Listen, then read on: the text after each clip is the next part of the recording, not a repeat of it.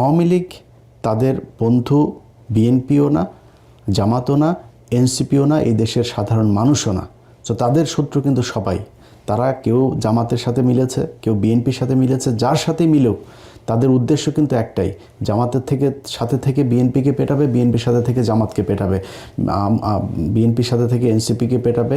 এগুলো হচ্ছে তাদের মূল টার্গেট এবং সেটাই হচ্ছে। আমি বিশ্বাস করি গত কালকের যে ঘটনা, রেজাউল করিম যিনি মারা গেলেন শেরপুরে, এই ব্যক্তিকে যেভাবে ইট মাথায় নিয়ে উপরে তুলে তারপরে তাকে যেভাবে পেটানো হলো, কোপানো হলো, এটা বিএনপি করে, বিএনপির লোকজনের কাজ এটা না। বিএনপি জীবনও এত হিংস্র হইতে পারে। নিজের চোখের সামনে দেখা হরতাল তো দেখে এসছে। বিএনপির লোকজন গিয়ে বাসের থেকে আগে মানুষ নামায়, তারপরে মানে ওদের পেছনে যে কোনো সময় পুলিশ আসতে পারে, আওয়ামী লীগের লোকজন আসতে পারে, কিন্তু বাসের থেকে আগে যাত্রীগুলো নামায় তারপরে বাসে আগুন দিয়েছে। এটা বিএনপির আগুন দেয়া। আর আওয়ামী লীগের আগুন দেয়া কোনটা? মানুষকে বাসের ভেতরে রেখে গান পাউডার দিয়ে মারা। এটা সেই আজকে থেকে না, সেই 1996-এর আগে থেকে তারা এগুলো শুরু করেছে। এখনও তারা এগুলো সারা জীবন তারা এগুলোই করবে।